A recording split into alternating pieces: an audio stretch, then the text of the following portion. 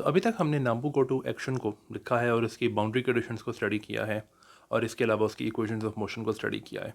लेकिन अगर आप याद करो तो नाम्बू-गोटो एक्शन के अंदर एक स्क्वायर रूट था। तो अगर मैं याद करवाने के लिए नाम्बू-गोटो एक्शन दोबारा लिखूं तो वो कुछ इस तरह से है कि N G is equal to minus T और फिर इंटेग्रल होता है तमाम वर्ल्ड शीट के ऊपर। That's it. या फिर इसको आप यूँ भी लिख सकते हो अगर आप इंड्यूस मैट्रिक के फॉर्म में नहीं लिखना चाहते।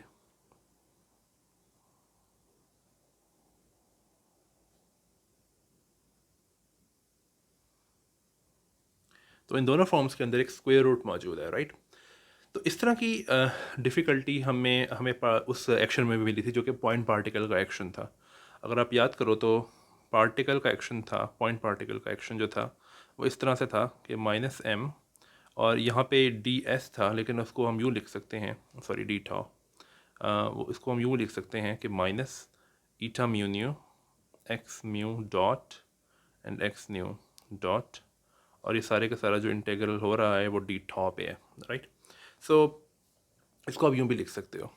अब क्वेश्चन ये है कि हमने जिस तरह पॉइंट पार्टिकल के केस में इस स्क्वायर रूट से जान छुड़ाई थी, क्या हम उसी तरह का कोई एक्शन ट्रिक यूज़ कर सकते हैं नाम्बू-गोटो एक्शन में? ये जो स्क्वायर रूट है इससे जान छुड़ाने के लिए, स्क्वायर रूट से जान छुड़ाना इसलिए ज़रूरी है क्योंकि जब हम पाथ इंटेग्रल अप्रोच यूज़ करते हैं क्वांटाइज करने के लिए, तो एक्शन में अगर स्क्वायर रूट मौजूद हो तो वो पाथ इंटेग्रल करना बड़ा मुश्किल हो जाता है। अगर आपको याद हो तो हमने पॉइंट पार्टिकल के एक्शन में क्या किया था कि हमने एक नया एक्शन इंट्रोड्यूस किया था जो कि कुछ इस तरह से था।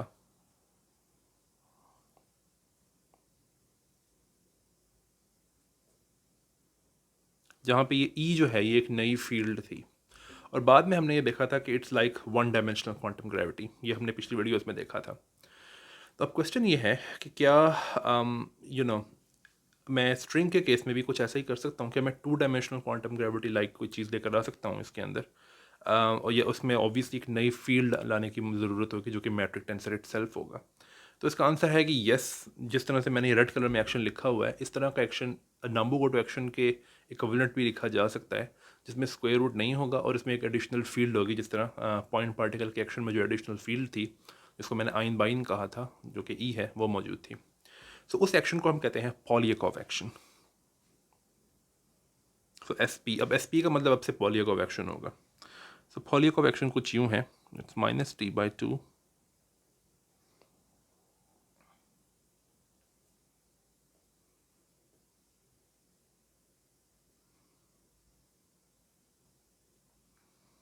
राइट। तो आप देख सकते हो कि इसमें एक नई फील्ड है जो कि है जी, जो कि मैट्रिक टेंसर है, राइट। और इसमें ए और बी जो हैं वो हमें पहले की तरह ज़ीरो और वन हो सकते हैं, और ए जब ज़ीरो होगा उसका मतलब टॉ भी हो सकता है, यानी कि उस कोऑर्डिनेट का मतलब, और जब ए वन होगा तो उसका मतलब सिग्मा भी हो सकता है। अब आप देख सकते हो कि इसमें स्क्वायर रूट है, उसके ऊपर है, मैट्रिक टेंसर के ऊपर है, लेकिन जो फील्ड है एक्स, एक्स फील्ड जो है उसके ऊपर कोई भी वो नहीं है, क्या कहते हैं, स्क्वायर रूट नहीं है। अब मेरा क्वेश्चन ये है कि क्या वाकई ये वाला जो एक्शन है ये नाम्बू-गोटो एक्शन के इक्विवेलेंट है? हम ये पता कर सकते हैं, और जिस तरह हमने ये पॉइंट पार्टिकल के एक्शन में पता किया था, पॉइंट पार्टिकल के केस में पता किया था कि ये वाला जो एक्शन है, पॉइंट पार्टिकल वाला एक्शन, ये एक्शन जो है ये इक्विवेलेंट है उस एक्शन के जो कि मैंने पहले लिखा था ये। और हमने ये पता कैसे किया था? हमने इस तरह से पता किया था कि हमने ये जो ई फील्ड है, इसकी इक्वेशन ऑफ मोशन डेराइव की थी। ये पता लगा था कि इक्वेशन ऑफ मोशन जो है वो हमें ई का एक्सप्रेशन दे देती है, और जब हमने एक्सप्रेशन पुट किया था इस ई वाले एक्शन के अंदर, इस वाले एक्शन के अंदर, तो हुआ ये था कि ये एक्शन वही बन गया था जो कि पॉइंट पार्टिकल का एक्शन था, यानी कि जो ऊपर था। तो हम इस तरह ही कुछ करेंगे उस केस में जो कि स्ट्रिंग का केस है, यानी कि पॉलीएकॉव एक्शन के साथ। तो इस सेक्शन का मैं नाम लिख दूँ, इस सेक्शन का नाम है, सॉरी, सेक्शन का नाम है पॉलीएकॉव एक्शन। ये अलेक्जेंडर पॉलीएकॉव के नाम पे है, जो कि एक बहुत वेल नोन थ्योरेटिकल फिजिसिस्ट हैं, अभी भी ज़िंदा हैं ये। इस सेक्शन में हम करेंगे ये कि हम जी जो है उसकी इक्वेशन ऑफ मोशन कैलकुलेट करने की कोशिश करेंगे। तो उसके लिए हमें करना सिर्फ ये है कि हमने एक्शन की वेरिएशन देखनी है जब जी वेरी करता है। एक्शन की वेरिएशन अगर हम देखें तो variation in the Polyakov action, it's minus t/2,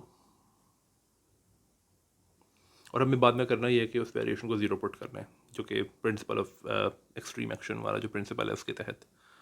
so variation of this thing, ठीक है। अब ये वेरिएशन क्या है ये भी हम देखते हैं। अच्छा, आगे चलने से पहले मैं एक और चीज़ बता दूं कि ये जो चीज़ मैंने लिखी हुई है इसको मैं यहाँ नीचे भी लेकर आ रहा हूँ, यहाँ पे।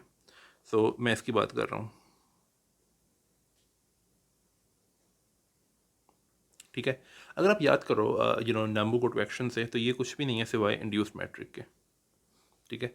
तो मैं इसको ऊपर जो ये लिखा हुआ है पार्शियल अल्फ़ा, पार्शियल ए एक्स म्यू से लेके ईटा म्यू न्यू तक, इसको मैं एच ए बी भी लिख सकता हूँ, क्योंकि इससे काफ़ी आसानी रहेगी कैलकुलेशंस के अंदर, क्योंकि हमें इसकी फॉर्म की इतनी ज़रूरत नहीं है इस कैलकुलेशन के अंदर। तो इसको मैं एच ए बी भी लिख सकता हूँ, ठीक है। Okay, let's continue. तो ये पहली टर्म आएगी जिसमें मैंने इसको वेरी किया है, यानी कि स्क्वायर रूट ऑफ नेगेटिव जी को, और दूसरी टर्म वो आएगी जिसमें मैं वेरी करूँगा, इसको कुछ नहीं करूँगा अब, और इसको वेरी करूँगा, ठीक है। और ये ऐसे ही रहेगा, ठीक है। आगे चलने से पहले मुझे ये पता करने की ज़रूरत है कि ये क्या है, यानी कि variation of the square root of negative G. तो जी क्या है, जिस तरह हमने इंड्यूस मैट्रिक के लिए किया था, जो एच था उसका मतलब था determinant of H matrix, H A B. इसी तरीके से जो जी है खाली, वो डिटर्मिनेंट ऑफ जी मैट्रिक्स है, राइट, जी मैट्रिक टेंसर जो है, यानी कि जी ए बी। तो इसकी ये कैलकुलेट करते हैं कि ये क्या है पहले, क्योंकि इसके बगैर हम आगे बढ़ नहीं सकते, सॉरी। सो लेट्स सी कि ये variation of negative square root of negative G क्या है। वेल, ये तो हम देख सकते हैं बहुत ही आराम से कि ये इक्वल होगा 1/2 square root of negative G into minus this thing, ठीक है।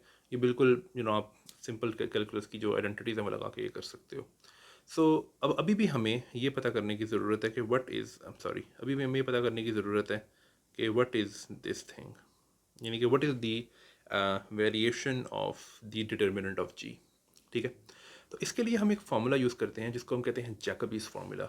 जैकबीज फार्मूला ये है कि सपोज करो कि अगर हमारे पास एक मैट्रिक्स है ए बी, ठीक है, और वो किसी पैरामीटर पर क्या कहते हैं, डिपेंड करता है, उसके तमाम के तमाम जो एंट्रीज हैं वो एक पैरामीटर पर डिपेंड करती हैं, और इसका जो डिटर्मिनेंट है उसको मैं इस तरह लिखूँगा, इस तरह से, ठीक है। और ऑब्वियसली ये डिटर्मिनेंट भी किसी पैरामीटर पर डिपेंड करेगा। तो जैकबीज फार्मूला ये है कि ये जो डेरिवेटिव है, that derivative with respect to the derivative of the determinant of A with respect to the parameter, ये इक्वल है trace of adjoint of A multiplied by this derivative, ठीक है। लेकिन एडजॉइंट ऑफ ए अगर मैं आपको याद कराऊँ तो वो क्या है कि ए इन्वर्स जो होता है मैट्रिक्स, वो इक्वल होता है adjoint of A divided by determinant of A, ठीक है। इसलिए इसको यूज़ करके मैं ये लिख सकता हूँ कि जो एडजॉइंट ऑफ ए है वो इक्वल है determinant of A multiplied bye A inverse. तो अगर मैं इसको यूज़ करूँ जैकोबी फार्मूला के अंदर, तो ये बनता है कि ये वाला जो डेरिवेटिव है ये इक्वल है trace of determinant of A multiplied by the inverse of A multiplied by this thing, ठीक है। लेकिन ये डिटर्मिनेंट जो है ये तो बिल्कुल एक कांस्टेंट है, इसको मैं बाहर निकाल सकता हूँ। तो ये बनता है determinant multiplied by trace multiplied by this, ठीक है। अब ये फार्मूला तो है जो हमें बता रहा है कि डिटर्मिनेंट जो है उसका डेरिवेटिव क्या है, लेकिन हमारे रीज़न, हमारे जो कॉज है उसके लिए ना एक और इसकी एक और फॉर्म है जो कि ज़्यादा हेल्पफुल होगी, और वो फॉर्म ये है कि अगर मैं कहूँ कि ए इन्वर्स इंटू ए, दोनों टी पे डिपेंड करते हैं, वो मैं लिख नहीं रहा अभी, वो क्या होता है, वो इक्वल होता है आइडेंटिटी मैट्रिक्स के। अब अगर मैं दोनों साइड्स को टी के मतलब मैं लिख देता हूँ बल्कि, ताकि आसानी रहे देखने में। ओके, आइडेंटिटी मैट्रिक्स टी पे डिपेंड नहीं करता, इट्स जस्ट अ मैट्रिक्स, तो हमें पता है ये मैट्रिक्स क्या है। अब मैं दोनों साइड्स को अगर टी के रिस्पेक्ट डिफ्रेंशिएट करूँ तो कुछ यूँ बनता है,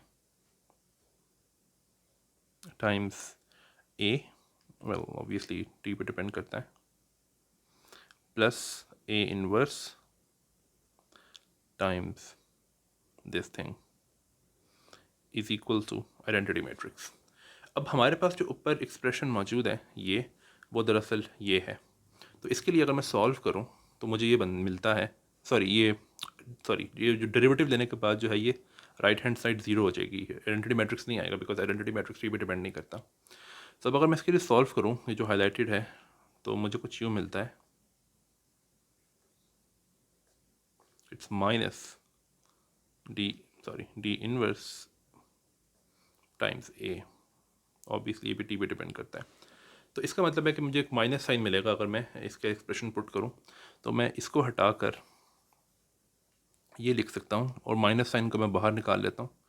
तो ये बनेगा ए इनवर्स इनटू ए। ठीक है, लेकिन हमें पता है कि ट्रेस की एक प्रॉपर्टी है, इसको हम कहते हैं साइक्लिक प्रॉपर्टी, और वो ये है कि सपोज़ करो कि आपके पास कई सारे मैट्रिसेस हैं A1 से लेके AN तक। तो ट्रेस जो होता है वो चेंज नहीं होता अगर आप ये AN को स्टार्ट में ले आओ और A से लेके अब AN-1 तक जाओ। तो इसको हम कहते हैं साइक्लिक प्रॉपर्टी, यानी कि इसको आप स्टार्ट में अगर ले आओ यहाँ पे, तो ट्रेस जो है वो चेंज नहीं होता। सो अगर मैं दो मैट्रिसेस के साथ करूँ ये A1 एंड A2, तो इसका मतलब है कि it's equal to A2 A1।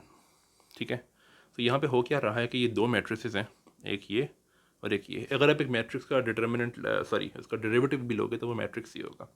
इसका मतलब है कि मैं इनको एक्सचेंज कर सकता हूँ ट्रेस प्रॉपर्टी के तहत। तो ये कुछ यूँ बनता है A इंटू A इनवर्स। ठीक है, सो अब जो आइडेंटिटी अभी तक बनी है जैकबी आइडेंटिटी को मैनिपुलेट करके, वो ये है कि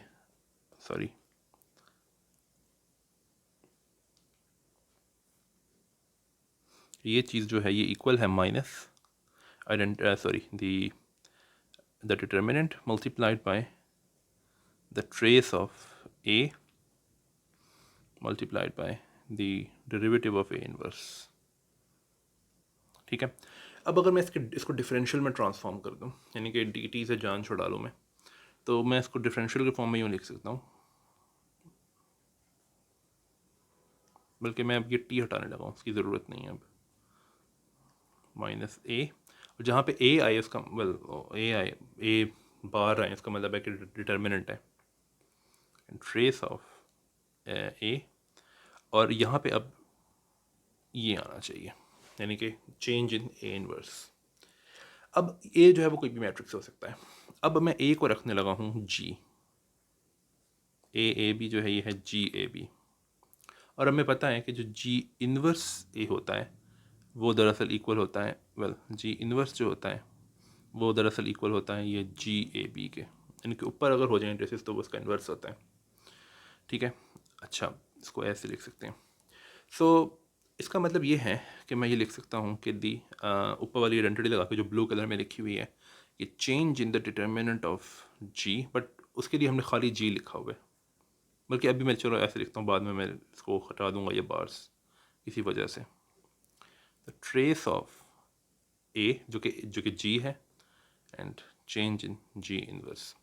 अब मैं क्या करने लगा हूँ, इंडिसेस इंट्रोड्यूस करने लगा हूँ। तो ये जो ट्रेस है अगर मैं इसको इंडिसेस के फॉर्म में लिखूँ, उसका मतलब है कि G और चेंज इन इस तरह से।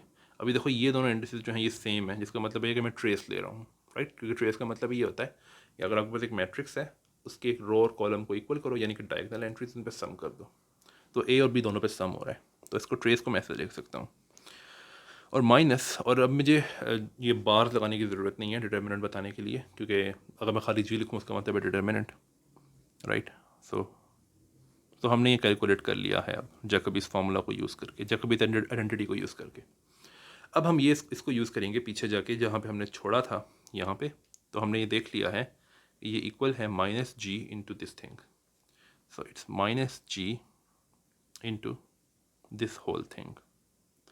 तो इसको हम यहाँ अगर पुट करें तो ये बनता है G ए बी। ठीक है, सो अब अगर मैं यहाँ पे एक एडिशनल माइनस दूँ और एक एडिशनल माइनस यहाँ पे दूँ, तो ये जो स्क्वायर रूट नीचे की तरफ है इसको मैं ख़त्म करके यूँ लिख सकता हूँ। ठीक है, तो ये दरअसल इसका इसकी वेरिएशन है जो कि हमें चाहिए थी। तो इस वेरिएशन को ये जो वेरिएशन है इसको हम यहाँ पुट कर सकते हैं और लेट्स सी कि क्या बनता है। सो जो पॉलीएकॉफ एक्शन है इसकी जो वेरिएशन है ये है -t/2 दिस थिंग। सबसे पहले तो था वेरिएशन इन एक minute, variation in this square root thing, तो वो हमने देखा है कि वो -1/2 टाइम्स दिस थिंग है। तो ये है -1/2 टाइम्स दिस थिंग, ठीक है। और राइट और साथ में ये भी आना है जो कि ये है। लेकिन यहाँ पे एक छोटी सी हमें एक एहतियात करने की ज़रूरत है। वो एहतियात ये है कि हम ये लिखेंगे तो सही, लेकिन यहाँ पे हमें समेशन इंडिसेस बदलने पड़ेंगे। तो ये हैं GCD, अब मैं जानबूझ के इसको GCD कर रहा हूँ ताकि ये इसके जो समेशन इंडिसेस हैं वो इन दोनों जैसे ना हो जाएं, ठीक है। तो ये पहली टर्म आ गई है। दूसरी टर्म जो है, एक मिनट, दूसरी टर्म जो है वो है सिंपली ये वाली term, right. So square root of G into this simple thing. So ये है square root of -G into this thing, ठीक है। अब हमें क्या करना है कि हमने कुछ चीज़ें कॉमन निकाल लेनी है। तो एक चीज़ तो ये कॉमन निकल रही है, एक तो ये कॉमन निकलेगा और एक ये कॉमन निकलेगा, ठीक है। तो इनको कॉमन निकाल के देखते हैं क्या बनता है। तो ये बनता है -t/2, तो स्क्वायर रूट ऑफ -G, ठीक है, इंटू दिस थिंग। और फिर जो बाकी है वो नीचे लिख लेते हैं, -1/2 GAB GCD HCD plus HAB, right. Okay, अब हमने वेरिएशन कैलकुलेट कर ली है पॉलीएकॉफ एक्शन की विद रिस्पेक्ट टू GAB। अब ये जो वेरिएशन है ये वैनिश होनी चाहिए किसी भी आर्बिट्ररी वेरिएशन ऑफ GAB के लिए। इसका मतलब है कि जो ये ब्रैकेट में चीज़ आ रही है ये ज़ीरो होनी चाहिए, ठीक है। और इससे हमें एक इक्वेशन ऑफ मोशन मिलेगी G की। इसका मतलब ये है कि -1/2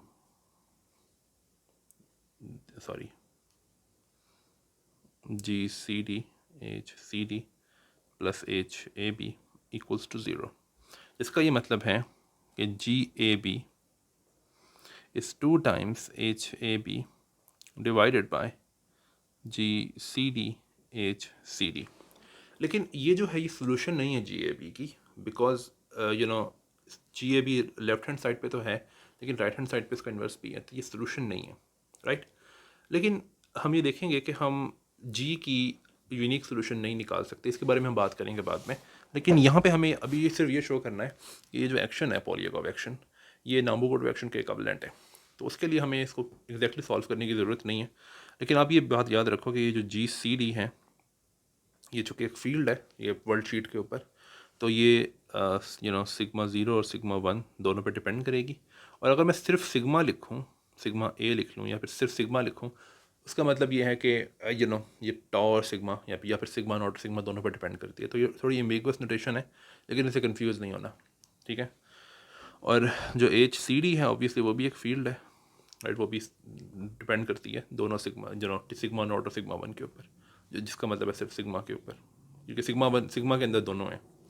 ये सिग्मा जो है ये डिफरेंट है उस सिग्मा से जो कि सिग्मा वन के इक्वल है सिग्मा, ठीक है। इस जो मैंने यहाँ पे सिग्मा लिखा हुआ है ये वाला सिग्मा, इसके अंदर टॉ और सिग्मा दोनों आते हैं, तो ये एक एम्बिगुअस नोटेशन है। सो डिवाइडेड बाई 2, सो इसको अगर मैं कहूँ कि ये कोई फंक्शन है, फंक्शन जो कि दोनों टॉ और सिग्मा पर डिपेंड करता है, तो मैं इसको लिख सकता हूँ कि GAB is just HAB, sorry इसको इन्वर्स लिखना बेहतर है आई थिंक, यस। इन्वर्स का मतलब है कि 1/, दिस फंक्शन, फंक्शन का इन्वर्स नहीं, 1/, दिस फंक्शन, ठीक है। तो इसको मैं लिख सकता हूँ कि सम फंक्शन मल्टीप्लाइड बाई HAB, ठीक है। मैंने ये जो चीज़ है ये यहाँ पुट की है, ओके। तो ये फंक्शन क्या है ये हम बाद में देखेंगे, ये फंक्शन हम पता नहीं कर सकते हैं, हम देखेंगे बाद में। इसको हम फिक्स कर सकते हैं, ये भी हम देखेंगे बाद में, लेकिन ये इस वीडियो के लिए ज़रूरी नहीं है कि ये फंक्शन क्या है। वो इसलिए क्योंकि अगर मैं अब जाके पॉलीएकॉफ एक्शन दोबारा से लिखूँ -t/2 times this thing times this thing, तो आप ये देख सकते हो कि इस फंक्शन को डिटरमिन करने की ज़रूरत नहीं है, वो इसलिए क्योंकि अगर मैं ये कैलकुलेट करूँ कि ये क्या है, तो ये है डिटर्मिनेंट जी का, और जी एक 2 by 2 मैट्रिक्स है, बिकॉज ए और बी जो हैं वो 0 और 1 हो सकते हैं। तो अगर आप एक 2 by 2 मैट्रिक्स लो, उसकी हर एंट्री को एक सेम चीज़ से मल्टीप्लाई करो और फिर उसका डिटर्मिनेंट लो, तो वो ओरिजिनल डिटर्मिनेंट के स्क्वायर के उसको स्क्वायर के साथ मल्टीप्लाई कर दे। मैं कह ही रहा हूँ कि सपोज़ करो कि हमारे पास कोई डिटर्मिनेंट, अगर कोई 2 by 2 मैट्रिक्स हैं, G00, G01, G10 और G11, तो इसका कोई भी अगर डिटर्मिनेंट आता है जिसको मैं G कह देता हूँ, और फिर मैं इस मैट्रिक्स की हर चीज़ को, सॉरी यू नो हर चीज़ को, हर एंट्री को किसी नंबर से मल्टीप्लाई कर देता हूँ या किसी फंक्शन से, तो उसको मैं कह देता हूँ for example ज़ाई G00, ज़ाई G01, ज़ाई G10, ज़ाई G11। तो इसका जो डिटर्मिनेंट आएगा वो होगा xi square times the original determinant. ठीक है। अब इसी तरीके से अगर मैं ये देखूं कि जो जी मैट्रिक्स है ये बना हुआ है एफ टाइम्स एच मैट्रिक्स, तो अगर मैं जी का डिटर्मिनेंट लूँगा that's equal to the square of F multiplied by determinant of H. ठीक है, तो ये मैं कहना चाह रहा हूँ कि this will be equal to, sorry, this will be equal to minus F square times the determinant of H. ठीक है, लेकिन एफ आप बाहर निकाल सकते हो, स्क्वायर ख़त्म हो जाएगा इसका। ठीक है, दूसरी बात ये कि ये जो हमने इक्वेशन लिखी हुई है ये जी के लिए है। अगर इसके इन्वर्स के लिए ऐसे ही इक्वेशन लिखें तो जाहिर है कि अगर एफ एक सिंपल एक नंबर है जो मल्टीप्लाई हो रहा है तो इन्वर्स में 1/f हो जाएगा। तो मैं कहना ही चाह रहा हूँ कि जी ए बी जो कि जी इन्वर्स है वो होगा 1/f multiplied by the inverse of H. ठीक है, क्योंकि जो अगर ये इक्वेशन थी, अगर आप इस इक्वेशन में दोनों साइड्स पर इन्वर्स ले लो मैट्रिसेस का, तो इसका इन्वर्स ये होगा और इस सब का इन्वर्स ये सब कुछ होगा। ठीक है, ओके, तो ये दूसरी भी हमने चीज़ मालूम कर ली है। अब अगर हम यहाँ पे इसकी जगह ये रखें और इसकी जगह ये रखें, तो आप देख सकते हो कि f कैंसिल हो जाती हैं। ठीक है, f कैंसिल हो जाती हैं और ये जो बनता है वो कुछ यूँ है, it's square root of minus H into H A B. ठीक है, अब यहाँ पे देखो ये हो क्या रहा है, यहाँ पे ये क्या है, ये है trace of H into H inverse. ठीक है, एच के जब इंडिसेस ऊपर हैं तो वो एच इनवर्स है, और एच के जब इंडिसेस नीचे हैं तो वो एच है। और यहाँ पे आप इसको अगर मैट्रिक्स मल्टीप्लिकेशन के तौर पे लिखना चाहते हो तो आप याद रखो कि जो एच है वो एक मैट्रिक है, तो इसको ये से मैट्रिक भी होगा, तो इसको बी ए भी लिख सकते हो। तो आप देख सकते हो कि ये इंडिसेस सेम है तो ये मैट्रिक्स मल्टीप्लिकेशन की तरह है, और ये इंडिसेस सेम है जिसका मतलब है कि ट्रेस लिया जा रहा है। तो इसका मतलब है कि ये है trace of H inverse H. ठीक है, एच जो है ये एक 2 by 2 मैट्रिक्स है, तो एक 2 by 2 मैट्रिक्स को उसके इन्वर्स से मल्टीप्लाई किया जाएगा तो क्या आएगा, 2 by 2 identity matrix. 2 by 2 identity matrix का ट्रेस क्या होता है, इट्स 2, राइट, क्योंकि दो वैल्यूज़ हैं 1 की जो कि डायगोनल्स पे हैं, तो इसको हम सिंपली 2 लिख सकते हैं, और ये 2 सिंपली कैंसिल कर देगा इस 2 को।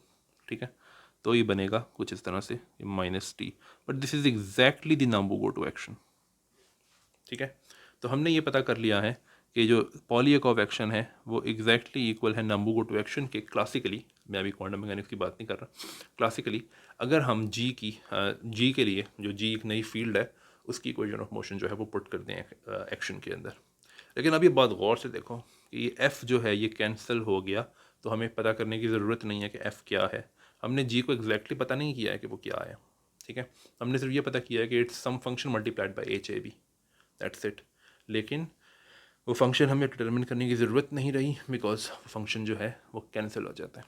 राइट, हम देखेंगे आगे आने वाली वीडियोस के अंदर कि ये बहुत ही स्पेशल चीज़ है, ये स्ट्रिंग्स के अंदर हो सकता है सिर्फ अगर आपके पास हायर डायमेंशनल ऑब्जेक्ट्स हैं तो उनके एक्शन में ये बिल्कुल नहीं हो सकता। That's why strings are special. Anyway, so इस नाम्बुगोटो एक्शन की, सॉरी, ये पॉलीएकॉव एक्शन में हमने ये पता कर लिया है कि ये इक्विवेलेंट है नाम्बुगोटो एक्शन के। और इसमें फिर क्या कहते हैं, दो बातें आप मैं जल्दी से बता के ये वीडियो ख़त्म करता हूँ। तो अगर हम पॉलीएकॉव एक्शन को अगर आप लिखें तो हमने ये पता कर लिया कि पॉलीएकॉव एक्शन जो है उसको हम यूज़ कर सकते हैं, राइट, क्योंकि अगर वो नाम्बुगोटो एक्शन ही है तो वो स्ट्रिंग एक्शन है, तो एक तरह से आप एक एडिशनल फील्ड के साथ स्क्वायर रूट के बगैर अब आप काम कर सकते हो, जो कि हम चाहते थे ओरिजिनली। सो इट्स GAB, और अब मैं इसको HAB के बजाय इसके पूरा एक्सप्रेशन लिखूँगा, राइट। तो अब आप देख सकते हो कि जिस तरह हमने पहले भी देखा था कि HAB जो था इंड्यूस मैट्रिक, उसमें पॉइंटकारी इन्वेरियंस थी। पॉइंटकारी इन्वेरियंस का मतलब ये है कि अगर x की कोई ट्रांसलेशन हो जाए तो इट्स इन्वेरियंट। दूसरी बात ये कि अगर x लॉरेंस ट्रांसफॉर्मेशन के अंडर चेंज हो तब भी इट्स इन्वेरियंट। तो वो अभी भी सही है क्योंकि इसके अंदर HAB आ रहा है, राइट। ओके, सो इसके अंदर पॉइंटकारी इन्वेरियंस तो अभी भी है, तो इसको मैं लिख सकता हूँ पॉइंटकारी इन्वेरियंस।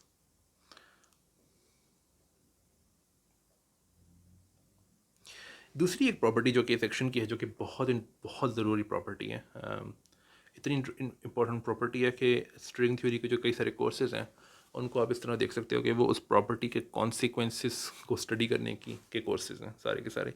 उसको हम कहते हैं वाइल इन्वेरियंस, वो बहुत इंपॉर्टेंट है। So Weyl invariance, what is Weyl invariance? Weyl invariance कुछ इस तरह से है कि सपोज़ करो कि मैं एक जो मैट्रिक है G, उसको मल्टीप्लाई करता हूँ किसी भी नंबर से, और वो नंबर पॉजिटिव होना चाहिए। और अगर पॉजिटिव नंबर है वो, और वो नंबर नहीं कहना चाहिए मुझे, फंक्शन कहना चाहिए, फंक्शन है जो कि सिग्मा और टॉ पे डिपेंड करता है। सो सपोज़ करेंगे आपके पास कोई मैट्रिक है और ये ट्रांसफॉर्म होता है इस तरह से कि it just becomes multiplied by some function, और वो फंक्शन जो है वो सिग्मा और टॉ दोनों पे डिपेंड करता है, और वो हमेशा पॉजिटिव होना चाहिए बिकॉज हम मैट्रिक टेंसर को हम चाहते हैं कि वो पॉजिटिव हो। सो अगर वो पॉजिटिव है तो उसको मैं एक्सपोनेंशियल के तौर पे लिख सकता हूँ, बिकॉज एक्सपोनेंशियल्स पॉजिटिव हुआ करते हैं। तो एक्सपोनेंशियल ऑफ सम फंक्शन, और ये फंक्शन जो है ये सिग्मा और टॉ पे डिपेंड करता है, लेकिन जैसे कि मैंने पहले कहा था कि मैं सिग्मा और टॉ दोनों की डिपेंडेंस को सिर्फ सिग्मा के तौर पे लिख दूंगा, ठीक है। ओके, सो इस पर्टिकुलर ट्रांसफॉर्मेशन के अंदर अगर एक्शन चेंज ना हो तो क्या हम ये कहते हैं कि एक्शन जो है ये वाइल इन्वेरिएंट है, और एक्स जो है इनको कोई फ़र्क नहीं पड़ता इस ट्रांसफॉर्मेशन के अंदर। एक्स को कोई फ़र्क नहीं पड़ता, सिग्मास को कोई फ़र्क नहीं पड़ता। सिग्मा ए और सिग्मा ए का मतलब है कि ए कैन बी ज़ीरो और वन, राइट। ए सिग्मा ज़ीरो जो है वो है टॉ, सिग्मा वन जो है वो है सिग्मा, राइट। सो अब देख सकते हो कि इसमें सिर्फ चूँकि मैट्रिक को फ़र्क पड़ रहा है, तो हमारा जो रेलिवेंट जो पार्ट है एक्शन का वो सिर्फ ये दो चीज़ें हैं। तो इसको मैं लिखता हूँ नीचे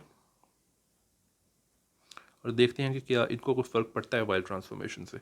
वेल पहले भी हमने देखा था कि अगर आप एक मैट्रिक्स को किसी फंक्शन से मल्टीप्लाई कर रहे हो या किसी भी नंबर से, तो उसका जो डिटर्मिनेंट है वो और वो 2/2 मैट्रिक्स है, अगर 2/2 मैट्रिक्स, तो उसका जो फंक्शन, उसका जो डिटर्मिनेंट है वो उसके स्क्वायर से मल्टीप्लाई हो जाता है। इसका मतलब ये है कि ये बनेगा माइनस स्क्वायर, क्या होगा 4 टाइम्स 5, ठीक है। और जो ये वाला जो है जी, इसमें ए और बी ऊपर है, ये चूँकि इन्वर्स है, तो आप ये देख सकते हो कि आई थिंक मुझे इसको थोड़ा नीचे लेकर आना चाहिए,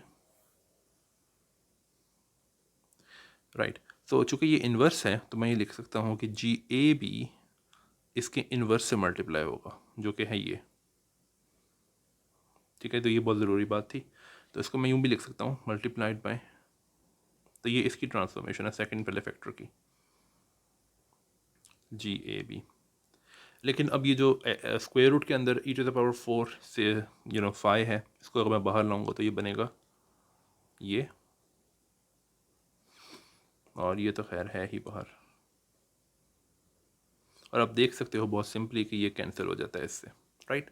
तो इसका मतलब है कि ये जो पार्ट है एक्शन का जो कि चेंज हो सकता था वाइल ट्रांसफॉर्मेशंस के अंदर, वो चेंज नहीं होता। इसका मतलब ये है कि जो पॉइंटकारी सॉरी ये जो पॉलीएकोव एक्शन है ये वाइल इन्वेरिएंट है, राइट। तो ये बहुत इंपॉर्टेंट प्रॉपर्टी है पॉलीएकोव एक्शन की कि ये वाइल इन्वेरिएंट है। सो हम ये लिख सकते हैं कि पॉलीएकोव action is while invariant.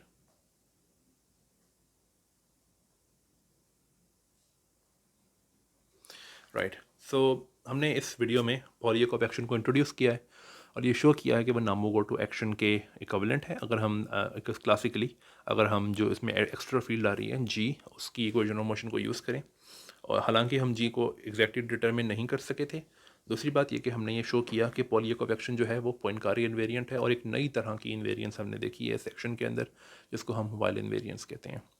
So until the next video, bye.